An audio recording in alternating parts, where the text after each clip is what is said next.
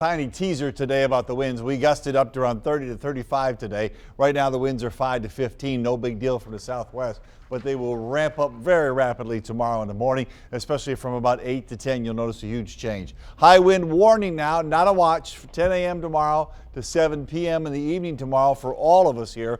Gusts will be highest and most common around that 50 to 52 mile per hour range. It's not out of the question to get to 60. Won't be very likely, or let's put it this way, there won't be a lot of those, but it is a possibility. Either way, you're going to have all kinds of issues here. Power outage, the most concerned. They should be fairly widespread, pockety all over the area here, with tree limbs and tree damage involved in that on the lines. Flying debris too, garbage cans, deck chairs, those kinds of things, stuff that's still outside could become debris at those kinds of speeds, so it will be a tough go as you go along. Again, it's an all-day kind of thing. It wears you down, but you got to be smart, bring things indoors and around the yard, and take it easy on the road, especially in the bigger vehicles. All right, Dave, thank you so much. And of course,